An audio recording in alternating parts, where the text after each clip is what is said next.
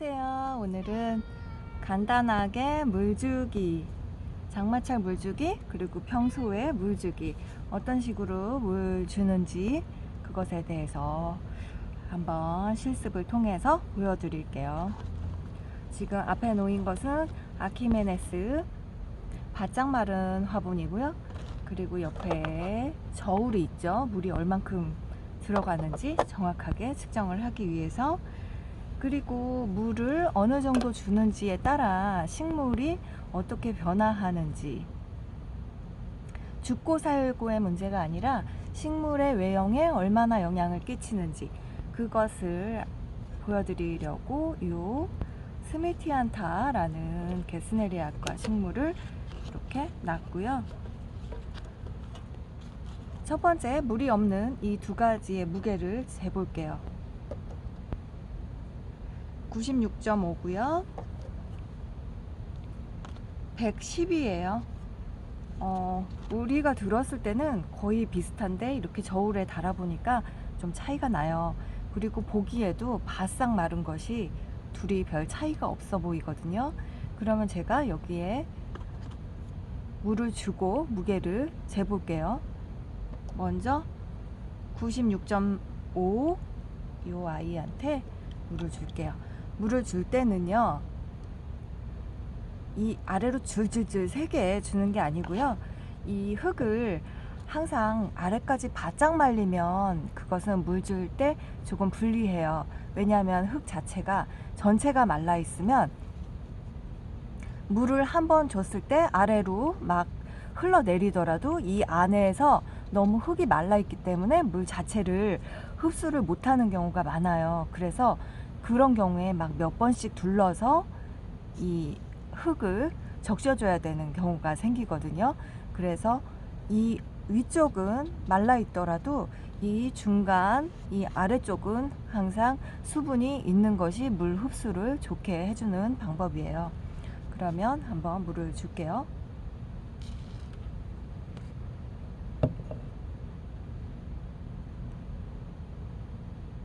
제가 주는 방법은 이 정도예요. 위에 흙이 많이 말라서 지금 물 흡수되는 이 속도가 굉장히 느리죠. 그러면 무게를 재볼까요? 어느 정도 무게가 되는지. 130.5 이 정도예요. 제가 물을 계속 주면서 무게를 제가 재봤거든요. 근데 거의 130, 140 그 정도면 전체가 촉촉해 있는 상태, 완전히 오버되지 않은 적당한 그런 무게가 되는 것 같아요. 이것도 접을게요. 이 손에서 계속 이제 무게를 느끼는 거예요. 이 무게가 익숙해져야 돼요. 그래서 물이 찼으면 어느 정도의 무게가 되는지 이 손 느낌으로 알 수 있어야 되고요.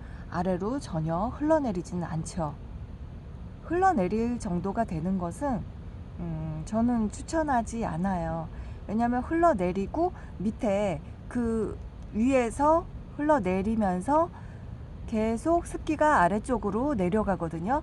그러면 밑에 쪽에서 수분이 뭉쳐 있어요. 그러면 자칫 뿌리가 약한 식물 같은 경우는 물을 수 있어요.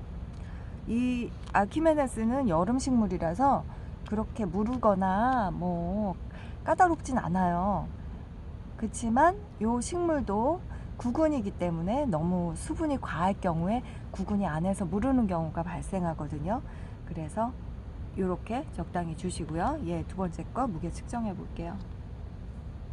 140, 130, 140 정도면 적당한 것 같아요.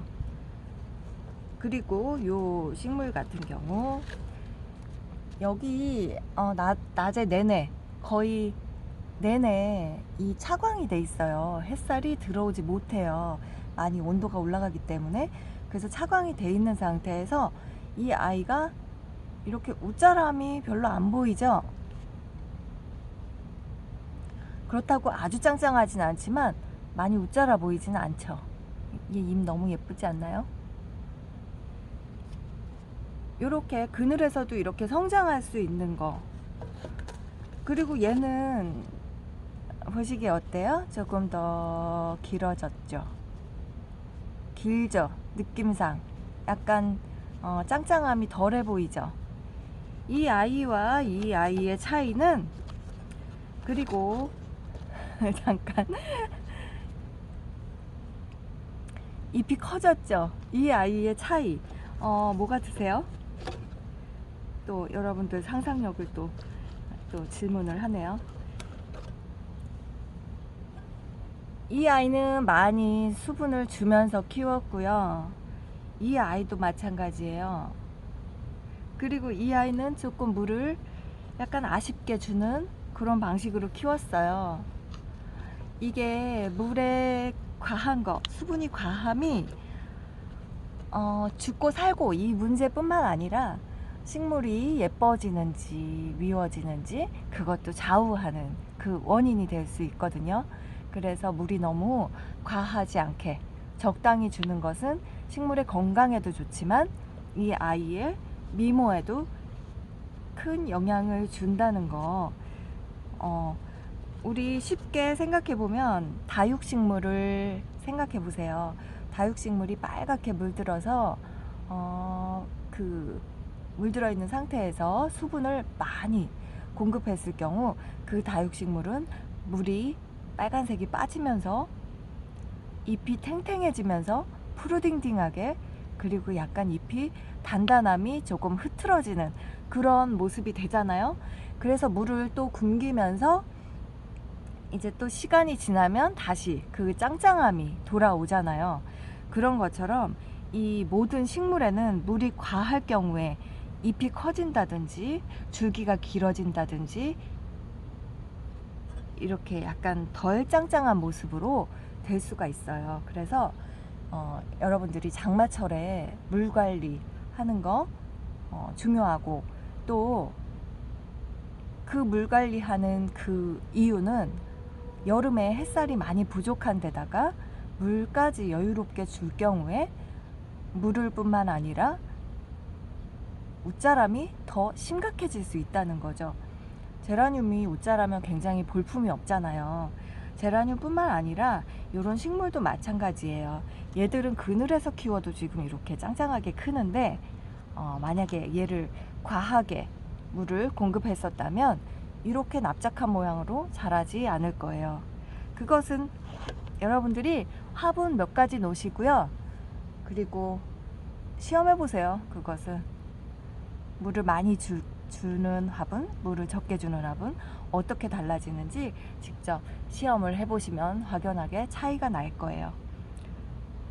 여름에 물론 제라늄들은 물을 아낄 수 있는 만큼 최대한 아끼라고 하지만 제라늄 같은 경우 이 아래에 실뿌리까지 말려버리면 다음에 물이 들어왔을 때 영양을 흡수할 수 없어요. 영양뿐만 아니라 물 흡수도 안 되고 모든 대사가 안 될 수가 있어요. 그래서 항상 촉촉하게는 아니더라도 은근하게 수분기가 있게끔 그렇게 물 관리를 해주시는 게 좋아요. 집에 이런 저울 있으시면은 화분에 물을 주면서 요거 9cm거든요. 9cm 포트에 어느 정도 무게가 돼야 수분이 적당한지 한번 무게를 달아 보시면서 제가 물을 이만큼 주세요, 이 정도 주세요 해도 모르세요. 그게 얼만큼인데요, 이렇게 잘 모르시는데요. 그럴 경우에 무게를 측정해 보면 좀 더 확실하죠. 그래서 여러분들한테 오늘 물주기 말씀드렸고요. 여러 가지 얘기할 필요가 없을 것 같아요. 무게로 달아보면 제일 정확한 것 같아요. 그래서 제가 오늘 저울 준비해서 이렇게 보여드렸어요. 요것도 화분이 무게가 있지만 조금 겉흙이 말랐으니까 요것도 마지막으로 줘볼게요. 겉흙을 적시는 정도, 요 정도만 주시면 적당해요. 이 수분은 시간이 지나면서 서서히 아래로 내려가고요. 아래에 실뿌리까지 촉촉하게 해줄 거예요. 그래서 밑으로 줄줄 새지 않으니까 아래에 이제 이런 화분 받침이 있을 경우에 화분 받침도 지저분해지지 않으면서, 그리고 화분 받침이 없어도 밑으로 물이 새지 않으니까 더 관리도 편하실 거예요. 그렇게 물 관리 해주시고요. 여름철 건강 관리 조심하세요. 감사합니다.